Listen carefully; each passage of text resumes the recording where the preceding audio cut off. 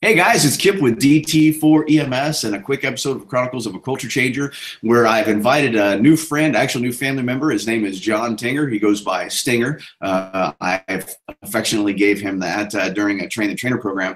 But he said some things during class that I thought would be great if you guys could hear. But without further ado, here is the Stinger himself, John Tinger. Hi, Kip. Thank you, buddy. Yes, I'm John, as Kip said. Been in EMS now for a little over 25 years. Started as BLS, working my way up to ALS, and I've been in management now for the last 8 years. And, you know, I have become a true believer in the DT4EMS. So I definitely want to spread the word and help Kip get the message out to everybody. So if I'm not mistaken, you kind of gave us a little story in the beginning that you were pretty reluctant about even taking the class to begin with. Is that right? Absolutely. One of my sergeants, one of the assistant supervisors here, had heard about this class. And we were both adjunct instructors at one of the local community colleges. So she's like, you need to come take this. And I'm like, how long is it? She goes, 2 days. I said, oh, hell no. There's no way I'm going to be able to take 2 days off to go take this class. So I said to her, you know what? Here's what we're going to do. Let me come audit the first part of the day and see what's going on, and we'll go from there. If it's worthwhile, then I'll think about taking the class at some point. So what happened with your audit? So I was told by Bruce Nippon, one of your instructors, that that's not acceptable. Nope. If you want to take the class, then you got to come take the whole class. So she dragged me, the proverbial kicking and screaming. Literally, she took me to that class, forced me to, take time out of my office and go to this. And I was not a happy camper at all. So, but we got there. And, it's funny because I was, if you look up the word skeptic, there's a picture of me just sitting right there. I really was. And my arms are crossed, and the whole body language thing we talked about. Absolutely. My arms are crossed. I'm sitting back in the chair, and Bruce is a phenomenal instructor just by himself. And he just started on the class, and he played me so well. He really did. And just piece by piece, he would knock it down. And it's funny because if you listen to Megan says, she's sitting next to me in the class, and I started like this. And as the morning went on, I came like this. And by like mid-afternoon, I was like, let's go, give me more. So it really, really was a great class. And Bruce did you guys very good justice by doing the class. And I'm so honored to have him as an instructor, because like you said, he's brilliant. Regardless, he could teach the phone book, and people would really enjoy it. But it's funny because then, did you expect that going through the train the trainer program, that on day 3, which is when we start the actual instructor stuff, that we have a whole section dedicated to our classes built for people like this, and then by hour 4 they're like this. But then you experienced it, so that surely had to be one of those, hey, how did you know that was going to happen? Yes. Well, even when lunchtime came up, Megan's like, all right, we're going to lunch. I'm like, what are we doing this afternoon? Like, when do you want us back? We can bring our lunch back. And Bruce is like, go take an hour and come back. I'm like, okay. So he had me, hook, line, and sinker, definitely in the morning. So. And would you agree? Because so you got to see people in that type of setting, but when you really came out and then got to see instructors from other places, because we even had I'm not even sure who all. I'm sorry, I'm starting to blend classes together and was thinking of other people from different states. Did we have anybody from other states in this one? We had from upstate New York, PA. Oh, yeah. Was up there from New York, absolutely. Yep. So when you did you witness kind of like a similar thing amongst them? Kind of like that same growth, and then them growing, because they hadn't all had the first 2 days like you had. Remember, so you'd had it once, and then you got to come and take it a second time, and then we did the train the trainer. So back up. So let's take supervisor out of the role for just a minute. Okay. Would you think that what we share in the E3MS and Fire program is relevant to frontline EMTs and paramedics? 100%, absolutely. And so not only the mental aspect of changing the culture, but what about like even the physical skills? Oh, absolutely. I think that's part of the problem. I was definitely one of those guys. Do whatever you need to do to get home. And we used to term it oxygen therapy to the head instead of the O2 bottle. We used to say O2 therapy to the head and knock them out, and you get to go home and see your family. 100%. I'm completely turned around now with that. And not that we ever said, I mean, might there be a time that an O2 bottle to the head might be reasonable? Yes, but that's, that's rare, but it can't be the only option that people have. If you use your tactics and we do what is taught and you learn that and you start living that, you're going to avoid the situations where you need to use the O2 bottle. So but it's hard to. That's just amazing.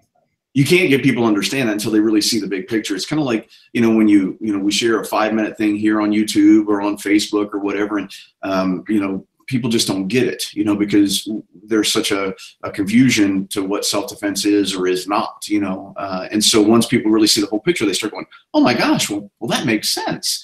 But anyway, I didn't know what the problem was until I really researched it. But what's funny is, so then not only did you take the 2-day course, but then something motivated you to when you wanted to then become a trainer in it. Yeah. Absolutely. Once I got the message and I was able to truly understand it, digest it, Megan and I were like, every single person in this department needs it. So as a training officer, I'm actually in that very unique role to say, you know what, I get to choose what you guys get. And this was number one on my priority list. We tried looking for funding to get it, and all of a sudden Megan comes in, very excited one day. It's like running into my office. She's like, look what I found. And it was right here, an hour north of where we are, right in Westchester, PA. And she's like, here's the class. And I'm like, boom, we're done. We're in. Well, I said, don't worry about everything else. I'll take care of that back, the back stuff with funding. We're in. Mark your calendar. We're up there. And it worked out well. And I'm so glad we did do that. Well, and I was obviously glad and tickled you could make it too. And then the thing was, so, 40 hours. So wait, first of all, you couldn't even figure out how to make 2 days work, but then you were able to come and make 5 days work. Whole week. I went to my boss. I said, I'm gone this week. And she said, for what? I said, you'll learn when I get back. And she's like, all right, perfect. So first of all, did you get physically tired during that week? Oh, yeah. Week, is it? Oh, absolutely. But it was fun. 100%. Well worth it. I tell people all the time, the best part of getting to travel around the country isn't getting to see the sights. It's always meeting the people. Mm-hmm. And it's cool to watch, like a group of people, because we had a pretty good mix, mm-hmm. And even, we can go on and on about several of the different people that were in there, but, and I'll throw his name out there right now, but like John Waterman, who would have ever thought that guy would have been, that dude is like brilliant, it's like every word that came out of his mouth, I'm like, this dude's a genius, unlike you, where I was like, man, how did this guy put his shoes on this one? No. I got you. It's all good. I'm just kidding. But if you were trying to talk, say, someone into or another person like in your shoes, who, first of all, many people don't even realize the scope of the problem. Kind of like right now. Well, let me ask you: did you not see what we say all the time, which is that when we poll the class, 80 to 100% of the room admit the fact they've been criminally assaulted on the job, and then yet less than 5% ever reported it? Is that not true? That is 100% true. Yep. So no matter how many times we share this and how all the other studies that we show on the board, everybody from the Bureau of Labor Statistics, or whether it be somebody like the ENA or the NAEMT or a state has done a study, every single one of them are grossly underreported. So the numbers are way down from what they truly are. And so if you were trying to talk someone else into at least looking at DT4EMS's Eve, a lot of people don't realize, but we ask during our Train the Trainer program for a 30-second elevator pitch. And we just kind of basically go, hey, look, you got trapped in an elevator with a peer, and they're like, hey, man, what's this chop suey stuff you've been doing all week? Or, hey, what's how you learn how to kill people and choke them out? And, you kind of said something when you did your 30-second elevator pitch. And I'm like, and I'm writing them down. I'm like, you need to do that. Is there any of it you'd like to share with people now so they can kind of get an idea of what it is that you think now about the program and why it would be important somebody else take it? No, absolutely. And I love that. That was actually one of my most favorite parts of that. I was thinking about it the whole way home, because we had about an hour, almost 2-hour drive back and forth. And we were talking about it. Megan, not only were you there all week, but man, you had an extra couple hours each freaking direction both ways. That says a lot, So I appreciate that. But anyway, so you think about it all the way home. So, and it honestly just came to me, and I put myself in that situation. And I figured, now granted, the headquarters we have here is all single level, but our administrative complex is multi-level. So I had to put myself over there because there's no elevators here. But I'm there and I'm going up to that, third floor, and I'm stuck in the elevator with one of my supervisors who's going, where the hell were you all last week? Not that we missed you. And I said, oh, absolutely. I didn't miss you guys either. And I said, what I was doing was learning how to make the Kool-Aid that I drank 5 months ago. And he says, whoa, you were in a cult? I said, no, right? Amway convention, that's where we were. No, but honestly, and I don't mean to make fun of this class, but that's so true. I went in absolutely 100% not believing, and I thought it was the chop suey class that you were saying. But after going for 2 days, I realized this is such an important message that we need to get out to everybody. So, I caught him there. And now he's like, really? What are you talking about? So I said, look at it this way. Going on an EMS call is like going on a blind date every single time. So you never know what you're going to get. But there's such parallels between them, and they're so absolutely the same. So you go on a blind date, your buddy calls you up and says, hey, I got this chick for you. You go in there tonight. Dispatch pulls out the tone, says you're going on a call. See, it's all the same. So you get there, you're getting all ready. You're going, what am I wearing, right? Boxer briefs, boxers, no underwear, going commando. What are you going to do? On the way to the call, what are you doing? You're preparing yourself. Is this a chest pain? Am I bringing this in? What am I doing with that? Reviewing your protocol. So everything's all the same. You finally get there, you knock on the door, woman opens up, and you're like, hey, I tapped that twice. Look at your hair in the shirt. You the man. So, and you meet the patient. Same thing. You knock on the door, patient opens up, you look at this normal everyday patient. So you walk in, you're doing your stuff, you're getting to know the person, you're on the date, you're getting to know the patient, you're asking questions, you're asking her what her favorite color is, you're putting the monitor on, what are your medications? It's all the same. Then all of a sudden, boom, she goes Lorena bobbing on you, right? She goes crazy. And you're like, whoa, hold on. But then you sit there and you stop and you think, maybe I might be into that. I might be that type of thing. So is this my blind date, or is this someone who really wants to hurt me? Patient's the same thing, You're in the back of the ambulance, everything's going good. They come up and they grab you. You're, whoa, hold on. Is this a patient, or is this someone trying to hurt me? And that's one of the few, and that's really what got me. That was a sledgehammer to my face when I took that class. That, for 25 years I've been doing this. And if I got called out by 911, everyone's going to the hospital. No. If it's a blind date, are you really going to sleep with everyone you go on a blind date? No, because you got some cuckoo for Cocoa Puffs people, and you're not going to do that. Well, your patient can turn into that. And for me, that was the message that really just was like so overwhelmingly mind-blowing. And then on top of that is where you said, now that you realize that, now let me give you the tools and the tactics to keep yourself safe. And I'm like, oh my God, this is all great in one package. So, and after you tell them, they're like, all right, I got it. I'm starting to get it. But as you said so many times, to be an EMS, you need to be that alpha person. You need to be that type 1 person or type A personality. You can't tell us anything. You tell me this is what's going to happen. You know what? I'm going to do everything in my power to make sure it don't happen, just because I'm going to do that. But with this class, it breaks down those barriers slowly and makes you realize, you know what? You knew this all along. And it did it for me. And I said, you know what, I need to be able to do this for my coworkers because it's that important.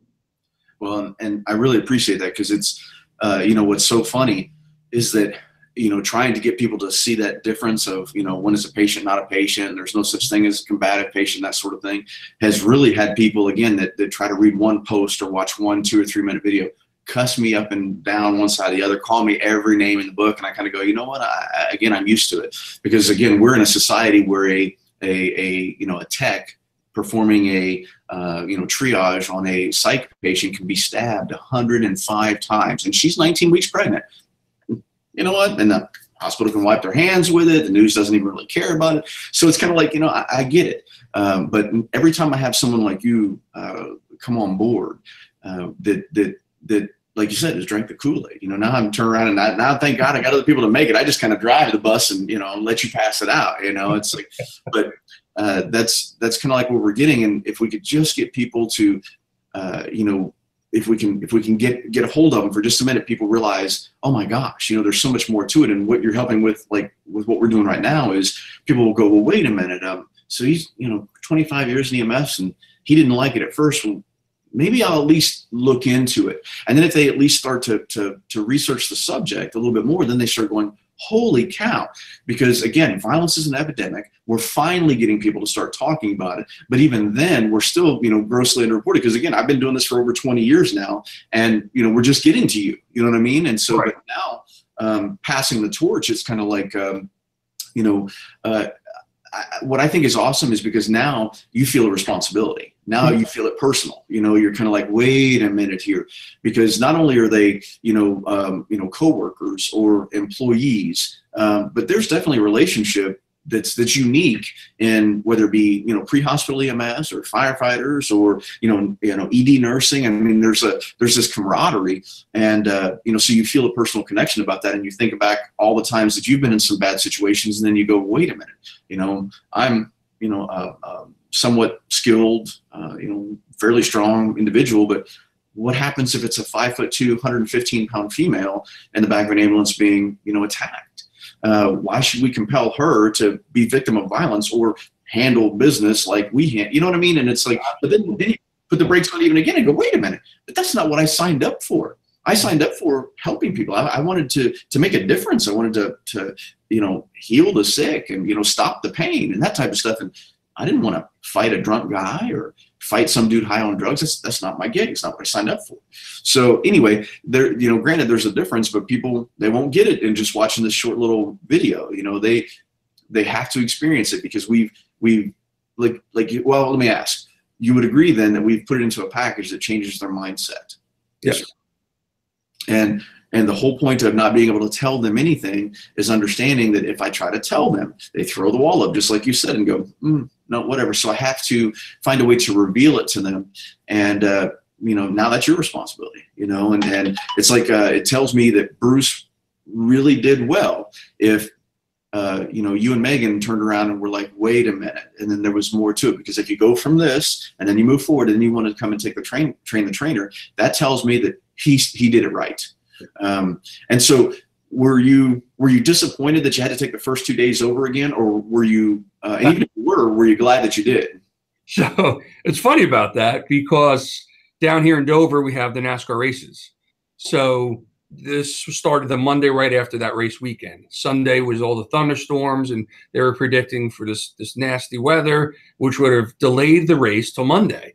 And I do remember reaching out to Keith, because Megan and I were both out there Sunday, and I'm like, if the races are delayed, we're not going to be able to go to this class. And I'm like, wait a minute, we took it already. We took the 2-day provider class. Why do we need to do this again? So she's like, well, I'll reach out to Keith. So I reach out to Keith. He says, well, I need to get in touch with the instructor trainer, and I'll see what Kip has to say. And I'm like Kip, the Kip? So we're like, oh my gosh, we're going to see the Kip, right? So yeah. And then we got, of course, no, you need to come to the class. And I'm like, okay. So to be honest, it was so funny, because I was now going like this again. In those 2 days that I haven't learned already. So yes, my initial reaction was, this is going to be a waste of my time. The first 2 days again. And you can ask Megan, sure enough, I did walk in and I'm like, I don't know why we're here. And by hour 2, I was sitting forward going, what else can I learn? Because each instructor has their own way. And to hear it from you is amazing. And it was definitely such an experience to do that. But yes, each person has their own message. And I learn more from you. And I think I'm going to learn more every time I teach it, because the students' reactions is what we need to play off of. That's and exactly when you see the light bulb go on, you're like, "Who? All right, I got to remember that." That's right. So, yeah, no, I was reluctant to do it, but 100% not disappointed at all that I did do the first 2 days with you.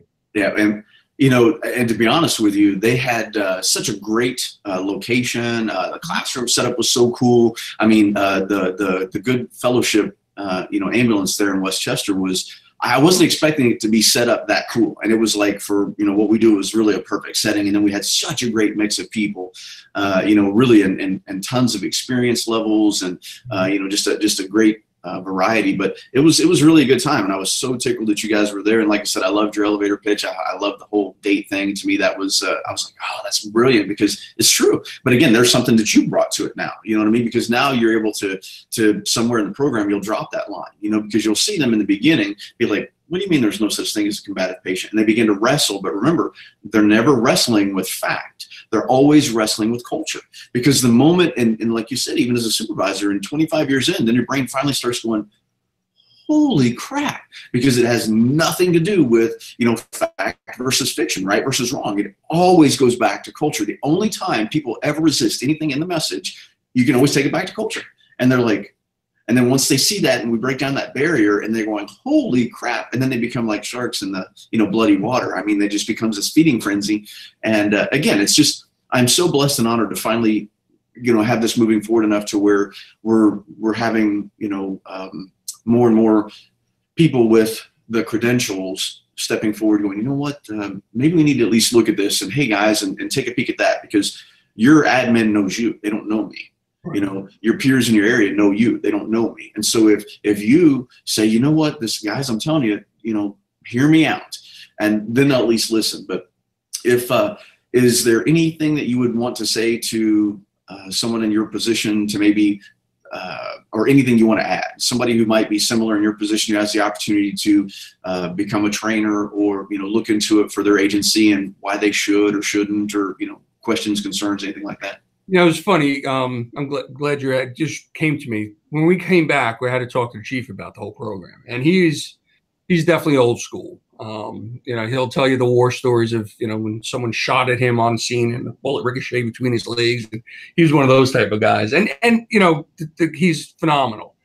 But to convince him, one of the things I said was, I said, you know what, Colin, I said, think of it this way.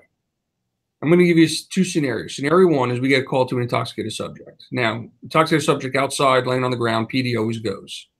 So we get on scene. Scenario one is we get on scene first. We walk up, guy gets up, boom, hits us right in the face. What do we do? Well, you got to do what you got to do and get him on the stretcher and take him to the hospital. I said, all right. Scenario two, PD beats us this time. Guy gets up, hits him, hits the cop. What happens now?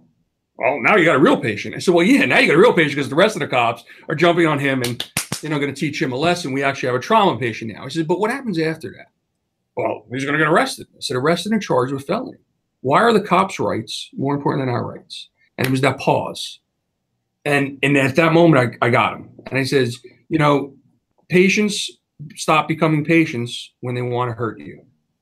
You know, if they're hypoxic, if they're traumatic brain injury, if they're any of the 6Ds, you know, the diabetics, if they're not aware of their actions and they're becoming uncooperative, yes, we do what we need to do. Chemical restraint, physical restraint, we can do what we do. But when they stop and want to hurt you, they're no longer a patient. They break that relationship. And it's not our obligation to stay in there. It's our obligation to protect ourselves and get out and let the cops do what they need to do. And again, years ago, my chief was one of them. It's you do what you got to do. Well, we don't have to anymore. There's no reason for that. And we know law enforcement's coming. So you know what? You back off. You get away. And they come in and they handle the patient. And the big thing, though, is the culture change that we need to do here is also pressing those charges, getting that to become public and making that acceptable versus you're just being a weakling. How dare you press charges on that? So from my perspective, without a doubt, I mean, the messages are so vast, but they're so true. And I'm very passionate about this now. And as I told Kip, I want to be the ambassador for Delaware for DT4EMS. And I have, and just letting you know, Kip, I've gotten 2 of the fire departments or BLS agencies already on board. I talked to their chiefs. We're hoping to do something we mentioned to you in September to put it out to the state EMS. So Megan and I will take this and hopefully run with this because it is a message that everybody, firefighters, BLS, ALS, and then I really would love to get into the hospital part of it too. We have 2 hospitals in Kent to do, you know, the ED staff because this is a message that everyone needs to hear. Yeah, and I truly appreciate that, and it's like I said, it's pretty important that people get it because that's what you just said there was so important when you were talking to the chief of trying to get them to understand is that context. What we're doing is trying to give people the critical thinking skills to recognize the context, that no one else on the planet has to separate a patient versus an attacker like a healthcare provider does when it comes to using force. But the other thing is that, you know, at what point did an employee's rights disappear just because they wear a stethoscope? You know what I mean? And it's like the law doesn't say that. And it's, you know, many states have, you know, enacted laws, some with enhanced penalties regarding assaulting a healthcare worker. So I used to say, well, what is it the lawmaker knows that the employers do not? And then I will tell you that penalty is not protection. It simply proves there's a problem. You know, because nobody that's ever assaulted a cop went, oh my goodness, am I going to get the death penalty before I kill the cop? You know, that didn't, you know, that doesn't exist. And so we've seen how well, you know, signs work for gun-free zones or drug-free zones, you know, so penalty does not equal protection. It just proves there's a problem.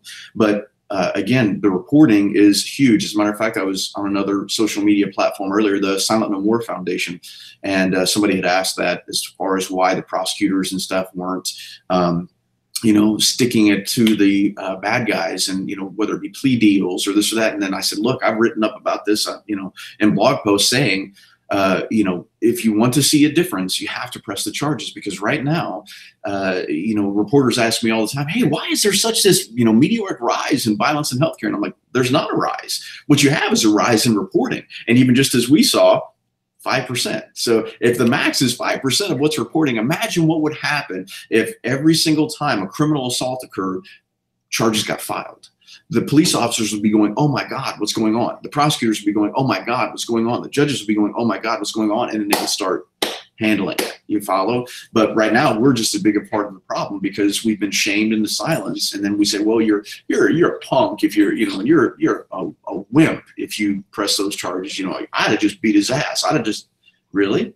You know, right. We've shown quite a few assaults where people that said they would have just done this or just done that, when some pretty tough and badass dudes have been attacked by surprise. And like I said, if you're taking a nap and I walk in and I bing you in the head with a ball peen hammer, I win, you know. And that's usually what happens if we're the, you know, the victim of a violent assault on the job, is because we're focused on one thing. And when you're attacked by surprise, it's just like when I'm punching my son in the face. Race is involved, you know, recognize, analyze, calculate, execute. If you're busy doing one thing, I can attack you every time and there's nothing you can do to stop it. So it's the whole culture change, and it's an entire package, because technique alone will send you to jail. And just talking to people, you know, try to talk someone down, really, you know, while they're already angry and they're busy choking you, let's please tell them to stop, like they're going to stop, you know.